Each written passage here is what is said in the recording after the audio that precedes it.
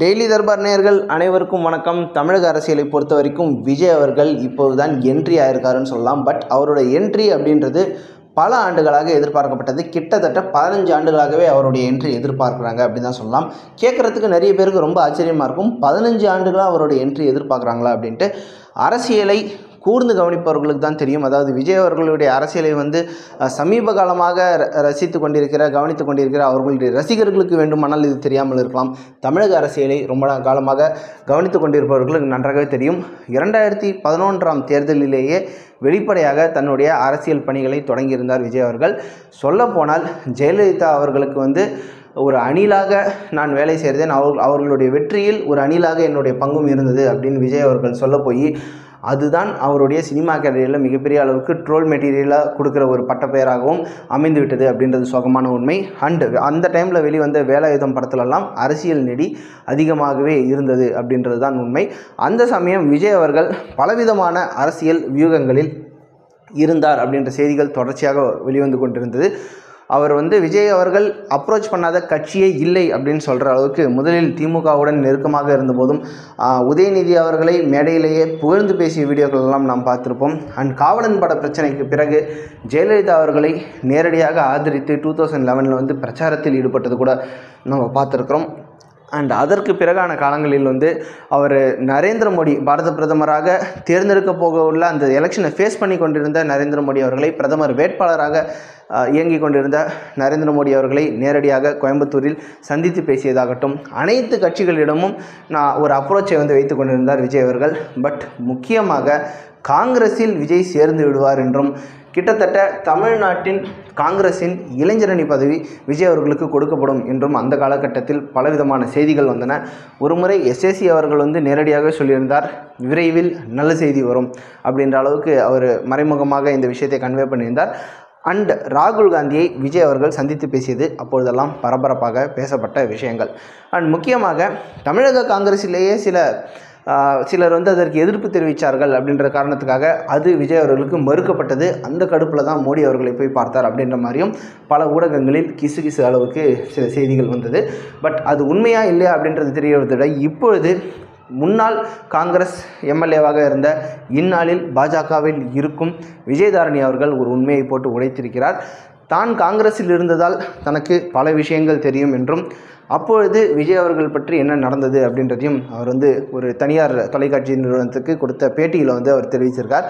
விஜயதாரணி அவர்கள் கூறியது என்னென்றால், விஜய் அவர்கள் காங்கிரஸில் தனக்கு பதவி வேண்டும் அப்படின்றதுக்காக உண்மையிலேயே ராகுல் காந்தி அவர்களை போய் சந்தித்தார். ஆனால் ராகுல் காந்தி அவர்கள், நீங்கள் காங்கிரஸில் இணைவதை விட ஒரு தனி கட்சியை நீங்கள் தொடங்கி ஜெயிக்கும் அளவுக்கு உங்களுக்கு செல்வாக்கு இருக்கிறது, பிறகு ஏன் நீங்கள் தனி கட்சி தொடங்கக்கூடாது அப்படின்ற ஒரு ஐடியாவை கொடுத்ததே ராகுல் காந்தி தான் அப்படின்ற அளவுக்கு ஒரு பகிரங்கமான விஷயத்தை போட்டு உடைச்சிருக்காரு.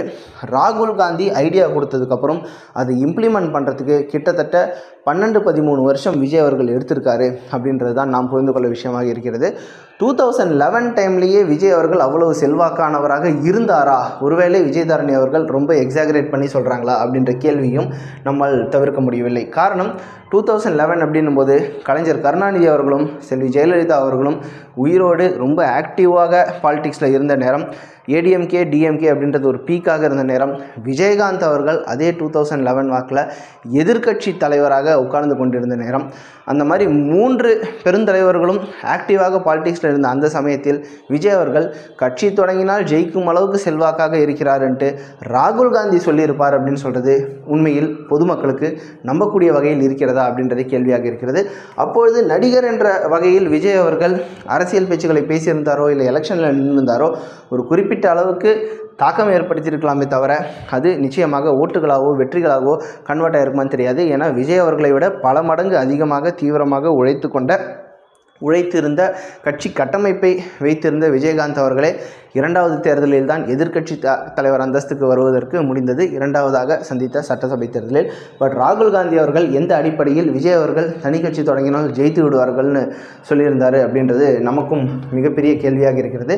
அண்ட் அந்த சமயம் முக்கியமாக தலைவா போன்ற பட பிரச்சனைகளில் விஜய் அவர்கள் எந்த அளவுக்கு சரண்டர் ஆனார் அப்படின்றதையும் தமிழக மக்கள் அவ்வளவு சீக்கிரமாக மறந்துவிட மாட்டார்கள். ஒருவேளை ராகுல் காந்தி அந்த அளவுக்கு நம்பிக்கை ஊட்டும் வகையில் வார்த்தைகளை கூறியிருந்தாலும் விஜய் அவர்களுக்கே அந்த நம்பிக்கை இல்லை அப்படின்றத நம்ம புரிஞ்சுக்க வேண்டியிருக்கு. என்னதான் ராகுல் காந்தி அவர்கள் நீங்கள் தனி கட்சியே தொடங்கலான்ட்டு 2011-12 வாக்கிலே அவருக்கு அட்வைஸ் பண்ணியிருந்தாலும் 2024 தான் தனி கட்சி தொடங்கலாம் என்ற முடிவுக்கும் தைரியத்துக்கும் விஜய் வந்திருக்கிறார் அப்படின்றத பார்க்க முடியுது. ஒருவேளை விஜய் அவர்கள் அந்த சமயத்தில் வந்திருந்தால் அவருடைய அரசியல் வாழ்க்கை என்னவாகி இருக்கும் அப்படின்னு சொல்லவே முடியாது. ஏன்னா இந்த காலகட்டத்திலே பார்த்திங்கன்னா விஜயகாந்த் அவர்கள் அவ்வளோ பெரிய கட்டமைப்பு வைத்திருந்த விஜயகாந்த் அவர்களே 10% வாக்கு வங்கியை தொடுவதற்கு அவ்வளோ கஷ்டப்பட்டார். விஜய் அவர்கள் நேரடியாக சோஷியல் மீடியாவில் மட்டும் களமாடும் தங்கள் ரசிகர்களின் பலத்தை வைத்து அரசியலுக்கு வந்தால் 2% வாங்குவாரா 5% வாங்குவாரா அப்படின்ட்டு ஒரு பெரிய விவாதமே நடந்து கொண்டிருக்கும் இந்த வேளையில் விஜய் அவர்கள் கட்சி தொடங்கினாலும் அது வெற்றியை தருமா அப்படின்னு கொஷினாக இருக்கிற இந்த வேளையில் ஒருவேளை 2011 அவர் வந்திருந்தால் எந்த விதமான முடிவு வந்திருக்கும் அப்படின்றது யோசிக்க வேண்டிய ஒன்றாக தான் இருக்கிறது. இப்போதும் விஜய் அவர்கள் தன்னுடைய கட்சியின் கொடியை அறிவித்து விட்டார், கட்சியின் பாடலை அறிவித்து விட்டார். ஆனாலும் எப்பவுமே விஜய் அவர்களுடைய மூவி வரும்போதாவது சோஷியல் மீடியாவில் ஒரு அலப்பறை இருக்கும். இந்த முறை கட்சிக்கான கொடியை அறிமுகப்படுத்திய பிறகும் அந்த அளவுக்கு ஒரு ஹைப் இல்லை அப்படின்னு தான் சொல்ல வேண்டியிருக்குது. ஸோ விஜய் அவர்கள் இப்பொழுது வந்தாலும் இன்னும் பல மடங்கு வீரியமாக உழைப்பை கொட்டுறதுக்கு தயாராக இருக்கணும். ஒருவேளை 2011 வந்திருந்தால் விஜயதாரணி அவர்கள் கூறியது போல வெற்றி பெற வாய்ப்பு இருக்கிறதா, இல்லை ராகுல் காந்தி அதை கூறியது போல வெற்றி பெற வாய்ப்பு இருக்கிறதா அப்படின்றது மிகப்பெரிய சந்தேகம்தான். உங்களுக்கு என்ன தோணுது அப்படின்றத கமெண்ட் பாக்ஸில் மென்ஷன் பண்ணுங்கள். ஒருவேளை விஜய் அவர்கள் 2011 வந்திருந்தால் இப்போது இருக்கிற அளவுக்கு ஒரு குறிப்பிடத்தக்க ஒரு வாக்கு வங்கியை பெற்று ஒரு தாக்கத்தை ஏற்படுத்தக்கூடிய ஒரு அரசியல்வாதியாக இருந்திருப்பாரா, இல்லை 2011 வராமல் கிட்டத்தட்ட 12 வருஷம் தள்ளி போட்டது தான் நல்ல முடிவுன்னு நினைக்கிறீங்களா? உங்களுடைய கருத்து என்ன அப்படின்றத கமெண்ட் பாக்ஸில் மென்ஷன் பண்ணுங்கள். மீண்டும் இன்னொரு வீடியோவில் சந்திப்போம். நன்றி.